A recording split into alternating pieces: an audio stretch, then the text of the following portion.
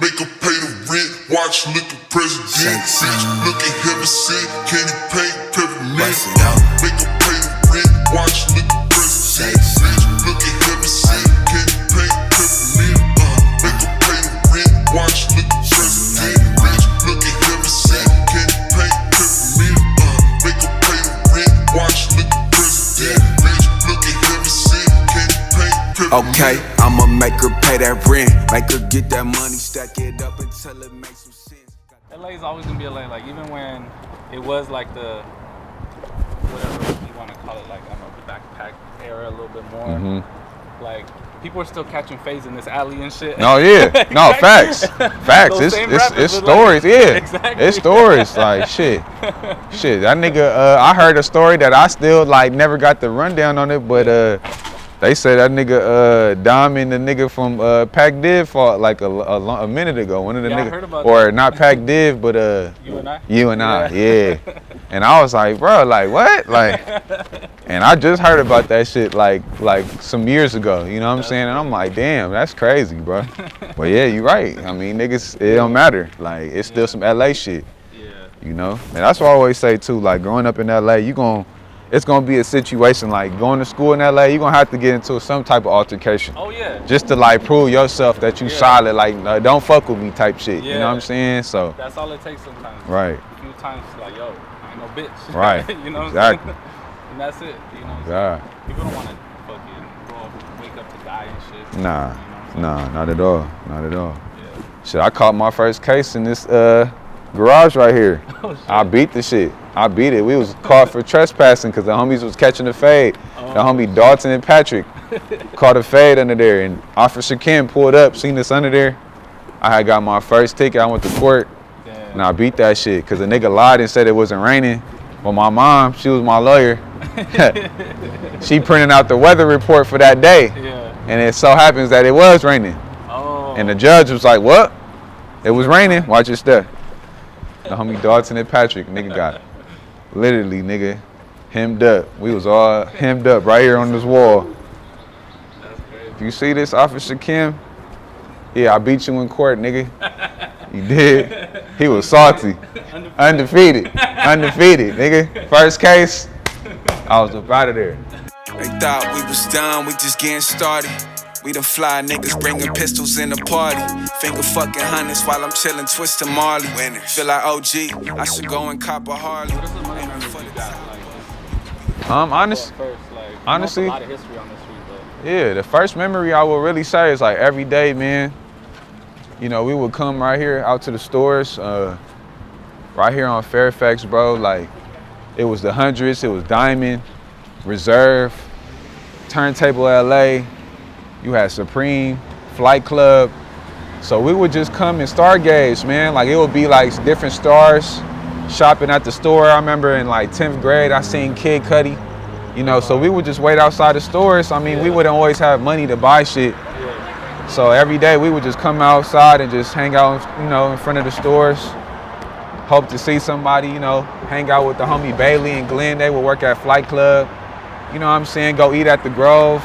Go get $1 slice at a tomato pie, you know what I'm saying? So it was really like a cultural thing, man. Like every day, it was the same routine, but you never know who you're gonna see today. Yeah. You know, so you might see one celebrity, you might see another celebrity, you know what I'm saying? And that was inspiration for us. We like, damn, we see Rick Ross pulling up right here at Diamond. Yeah. Nick Diamond got his Ferrari parked in front. Yeah. It's like, bro, like this is the shit that. It's all for the taking. Exactly, and this isn't shit that a normal kid is gonna come out of their high school just looking at. Like, you know, we looking at streetwear culture, and the culture was switching and shifting right then and there, and we were like in that forefront. Like, we really switched the culture of how people was dressing over here. Being that you saw like all this, you know, dope fly shit going on like outside of school, did that make you want to stay in school more, or like? You know, it was so many distractions, bro. Yeah. You know what I'm saying, and you know, you just want to make sure that you make the right decision. You know what I'm saying? And every day, you know, we really just wanted to have some fun. Had to pop my shit, had to let the bitch know she don't move right, then we let the bitch go. Another day, another dollar, mean another bitch show. Don't come to my show if you're not front row. It's a party in the mean, so many memories, bro. So many memories. This where like, we didn't hang out over here and shit. Yeah. Where was like the spot where like the cool kids hung out? We on the way to it right now. We switched up the cool spot, like, cause I came here from Westchester in 2009. So Okay. this is my 10th grade year coming to Fairfax. Oh, okay. And all the cool kids, like, you know, they wanted to hang out in the quad area, like on the stage where we was about to go. Yeah. But we first switched it up to a wall right here on the side by this tree. Okay. And the reason why we switched it up, it was just because we were just like, man, we the new kids at the school, and we don't want to just like make our name off of just standing by everybody else that's already, you know, known and shit. Yeah. So me, my homie Monty, you know, the homie Dalton, the homie Kassan, we was all just chilling. We're like, man, we gonna post up right here on the wall, literally right here. We was literally just chilling. This would be the wall, like, and I'm talking about, like, we would just be posted right here, just like this. Yeah. Every day. It'll be a line, and it'll be all bitches, like, filled up right here. We'll just be posted, bro. You know what I'm saying? And literally switched the whole shit, because all the cool kids wanted to hang out over there and shit. Yeah. And, you know, I was like, man, this shit more reserved. Like, it ain't all out in the open. Yeah. You know, said some shit, you want to get some shit off with your little bitch, you want to cut. Behind the tree. You know what I'm saying? So, yeah, we switched it to the tree. You know what I'm saying? And we literally was hanging out over here first and shit. And that's when we really started just going to the stage. We switched it back to the stage when we went to like 12th grade and shit. So, okay. You know what I'm saying? But this is the stage. Let's go take it over here. And I remember it like it was yesterday. Like, I just went to the school teacher, to the dean. I was like, Miss Drake, I want to perform in front of the whole school. And she was like, okay, like, when? Yeah. I was like, at the pep rally. And what did you perform? that shit was called Swag Wave. And it was like the first song I ever made, and it was terrible. Swag Wave. Swag Wave. Wait, what year was this? This is 2011. That's such a 2011 just phrase. Like. Swag Wave, right? You thought that was the one too, huh? Oh, I thought it was the one. Bro. And I remember this shit like it was yesterday. I had on my little Versace glasses, my little Biggie Versace glasses. I had like on the Supreme like little tee and some like cargo shorts with some Supreme Vans. And I remember I just performed right here on the stage. All the homies was like kind of nervous. Some niggas standing back of me. This shit was filled up. Like this whole shit filled up with people. Wow. Like whole shit, bro. Nigga, I did my thing, but I said a cuss word and the dean cut the music off. It's like, all right, that's it, Niko. And I was like, all right, well, shit, I still did my shit. You know what I'm saying? But yeah, this the first stage I ever performed on, and after that, it was no looking back. Wow. You know what I'm saying? No looking back, man. You know what I'm saying? That next year, shit, I went on tour. You know what I'm saying? A lot of people didn't expect for it just to happen that fast, but I could tell you right here, standing on this stage, I already believed that I was a rapper, a successful rapper. Yeah. You know what I'm saying? Like, I already felt the energy. I felt that I was different from everybody else in the crowd. Like, I was like, I'm meant to do something different. You know what I'm saying? I'm meant to be here. You know what I'm saying? Because they didn't react to it like in a funny way. They was reacting to it like, damn, it is believable. Exactly. You know what I'm saying? And we were still kids. You had the look, you had the charisma, the even, like, it was nobody's idea but yours. Exactly. To come up and, you know what I'm saying, and take advantage of, like, this whole audience that you had at a pep rally when, you know, people love pep rallies. Right. You know, it's like, oh shit, pep rally's sick. Right. You're adding your own twist to it. Now everybody knows, like, oh shit, okay, Niko's a rapper. Right. You know Right. And I wasn't Niko G4 yet. I was just Niko. Yeah. You know what I'm saying? Like, I didn't even have the G4 at all. Like, that shit came that summer. I remember, like, just that feeling that I had after I performed. I was like, man, I want to do this shit all the time. Yeah. You know what I'm saying? It was just something that resonated with me. And I was just like, man, this summer, that summer I graduated, I worked my ass off. I went on a little vacation and I just came back. I worked my ass off and I made a couple songs that, you know, kind of like catapulted me to that level of like getting introduced to like a nigga like Dom and shit. Yeah. Getting introduced to his producers, which introduced me to bro. Yeah. You know what I'm saying? So what was that initial like meeting like, or was it a call? Like, what happened? What was your first like interaction with Dom?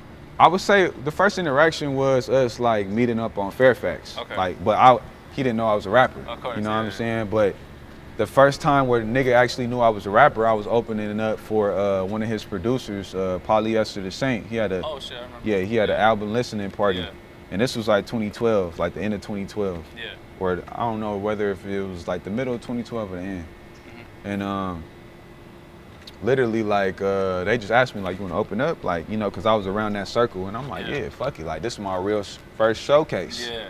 You know what I'm saying? So I was a little nervous and shit, but I remember like I just got extra prepared. Nigga went to go buy, you know how you go buy like some shit. Nigga bought a Gucci belt. Oh and shit. yeah. Because your mentality has to be like, nah, I'm about to rock this shit. Like, Yeah. I got the Gucci belt. I'm Superman now. I'm Superman. Nigga had the red Gucci belt with the gold buckle. Nigga had the new skinnies on, new Acne skinnies, little fresh, little Supreme white tee. You know what I'm saying? So I was in my element, and literally, I just walked on stage, bro, and I just felt the presence. I'm like, man, I gotta kill this shit. Like, something was telling me, like, bro, you gotta go all out with this shit. Yeah. So I went all out with it. I did like 3 songs. Right when I got off stage, I was approached by Dom's manager, which is Archie Davis, and he was like, I'm Archie Davis, and like, we gotta exchange contacts. You know, I fuck with what you did. Then I just seen Dom cheesing in the back, like, yeah, I like that. Yeah. Like, then the nigga just took my line. You know what I'm saying? Right after that, you know, he kept in contact, and he was just telling me, like, I'm gonna invite you to the studio. And I'm just like, bet. Like, you know? Like, I thought bro was like just bluffing and shit, because I'm like, this nigga's cracking, you know what I'm saying? Shit, Right. I'm like, bro, it's really cracking. Like, why he just... Especially 2012. Like, exactly. That's like, When I Come Around was like the most popping song in the city. You know what I'm saying? And literally, I was just thinking like, man, you know, I ain't gonna hear from this nigga, but whatever. A couple weeks go by, like 3-4 weeks go by, bro hit me. You know what I'm saying, and asked me if I want to come to the studio, which is on Fairfax, right across the street. And I'm like, for sure, man. Like, you know, he told me what he was doing. He was working on the Yellow album, and he had the track already loaded up, which happened to be PG Click. And right after that, man, I was like, I remember being in that room, I was just nervous as shit, because I wanted to really deliver.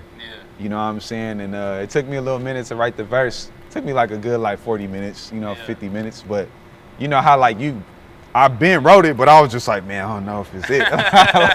like I don't know if this is the one. Well, I don't want to just. You were like probably really concerned about what his reaction would be. Right. I'm assuming. It's right. Like, oh shit, okay, this might be it, but this might be terrible, and he might never invite me to the studio ever again. You know what I'm saying? But the confidence I had at that time was just like, Niko, just go all out. You know what I'm saying? Go all out, be yourself. And when I did it, I remember when I did it and they recorded it, I could already just see like a big smile on his face, like the nigga was like, damn. Yeah. You know, but still, at that time, I still thought like, oh, it's a possibility he may not use the song. Like, I don't think it's going on the, you know what I'm saying? So a couple weeks later, I remember I was hanging out with my homie Anwar Carrots, Casey Veggies, Josh Pease. We was all at Golden State. It's a burger spot that used to be right here on Fairfax. And I was just chilling in there, and I didn't even have Twitter at the time. I don't think I used it like that. Anwar just showed me his phone. It was a tweet from Dom, and it just said all the features that was on the album. It said Rick Ross, Kendrick Lamar, Freddie Gibbs, Too Short, and Niko G4. And I was just like, oh shit. And that shit just went viral. Like, you know, at that time, like, Twitter was a big thing. Facts. So like, when he tweeted that, like everybody from the city was like, hitting me up, like, oh shit. Like, this G4? Like, this Niko G4? This the nigga that was just right here at the pep rally. Same one? This is the next year. You know what I'm saying? This the same nigga. So once I seen that, I'm like, oh shit. Like, this shit is actually about to happen. Yeah. I remember listening to Yellow Album. I think I was like in college at the time, and just like, damn, this slaps, this slaps. Who the fuck is Niko G4? Like, you know, this shit slap, you know what I'm saying? And it's just like, after that, it's like, okay, yeah, now I'm gonna keep an eye on bro. Exactly. You know what I'm saying? Exactly. I'm sure that was kind of a lot of people's introduction to you. That didn't like grow up around you. Yeah. And for me too, I mean, it put a lot of pressure on you too, because a lot of people after that is like expecting nothing but like greatness, and which I was only expecting for myself too. But at that time, a lot of people didn't realize I was a 19-year-old kid fresh out of, like, I just turned 19. Like, I was just like a fresh face on the scene. While all those other artists that he announced was established artists already. And they was already older. So a lot of people was already thinking like I was older. You know what I'm saying? But a lot of them was like, damn, this nigga, you're 19? I'm like, nigga, I'm 19. You know what I'm saying? So Felt a lot like of this LeBron shit, for a little bit. exactly, like it happened. It was like you said, like a nigga went straight to the league, Yeah. like from high school. It was Yeah. straight to like the upper ups. Like it was Yeah. like, no, nigga, ain't no fucking up, ain't no like hanging out with your little homies. Yeah. We on tour, we gotta be.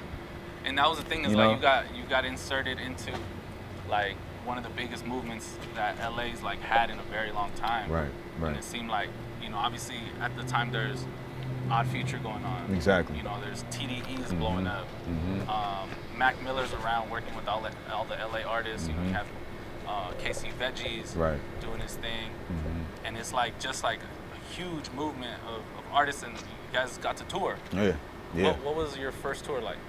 Man, What's my like your favorite memory from it? first memory and favorite memory was probably like the first time I ever like heard somebody just really sing my lyrics in the crowd. And Yeah. I remember exactly which show. It was like when we was in Seattle. Seattle always shows love. Yeah. But I just never heard like somebody just sing my shit word for word to where like I didn't even have to perform. Oh shit. You know what I'm saying? And that's when I knew. I was like, damn, like, if you really good at what you do, they gonna just know your shit.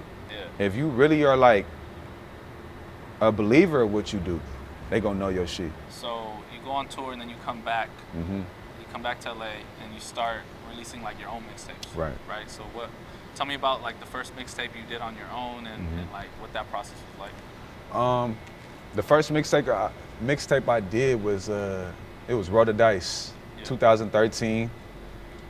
Everything that I got from that mixtape literally was all the ideas that I got when I was writing on tour. So me going outside of the city, like I had a song called Pull Up Is the Movement. Yeah. That was like the slogan, and when we put up in every city, I would be like, the pull up is the movement. Yeah. You know what I'm saying? Yeah. So everything that I was doing on tour and all the inspiration I just took to that mixtape, and literally that mixtape was like a big outbreak for me. You know what I'm saying? Because the first video I did was shopping, and that shit got on MTV Jams. I remember I did like the interview with Sway, and like Tech Nine was hosting that day, and like they interviewed me, and it was like a big thing, bro. And just that whole mixtape, bro, I just felt like, man, this is like a new LA. Yeah. Like this is some new LA shit, because everything was just so like you said, some backpack. Yeah. And I felt like we was on some other shit. Like on my cover, I'm wearing Pradas. Yeah. You know, I'm wearing like shit that like a lot of people aren't used to. You know what I'm Yeah. saying? It's just more so like Chuck T's or like some streetwear shit. Yeah. You know, Now and that shopping video was just iconic in itself. Like it just captures the moment in time so Right, much. Like I right. was watching it the other day. yeah, It's just like you're in the babe store. Exactly. Like, you know what I'm saying? Yeah. Like trying on all different shit. Yeah. It's just like, damn, that really, it captures that moment so well. right, You know right, what I'm saying? right. And it's still what, you know, it's crazy because it's still what people do today. Yeah. You know, it's so many people that would, you know, that was what, almost 10 years ago. Yeah. Uh, It's 10 years ago now, actually. yeah, 2020, exactly. 2012. Yeah. So, Yeah. literally like 10 years ago, bro, motherfuckers I was doing what niggas is doing now, you know, 10 years ago. Not that ass. You know what I'm saying? So when you look at shit like that, bro, you just really gotta appreciate it, man. Cause Yeah. we was ahead of the game, like in a lot of Yeah. ways, but you know, I don't feel no ways towards it right now because I feel like now a lot of people that know, they really know. You know what I'm Yeah. saying? And it's not something that where I'm on the internet where I'm like, I'm the first that did it. You know what I'm saying? Like, if you know, you know. Yeah. You know what I'm Wait, saying? Is If you Niko don't- G4 the Soldier Boy of LA? Hey, that might be a good one. That might be a good one. We might have to fucking really ask that, because the nigga was definitely one of the first niggas doing this shit. Yo. You know what I'm saying? But First one to go. I was the first one to go on tour with Dom. I was Hey, the first one to do this. for sure. First nigga rocking babe, nigga, all that shit going crazy. You know what I'm saying? And shit, yeah, man, we made this shit. We made it a trend without really thinking about the trend. You know what I'm saying? Like, Yeah. You didn't assume that the whole world would follow suit. hell no. You know what I'm saying? Man, we was getting shot on like for wearing skinny jeans and shit. Like, you know, a lot of game bangers and motherfuckers would be like, nigga, like, them tight ass jeans. Da, da, da. Yeah.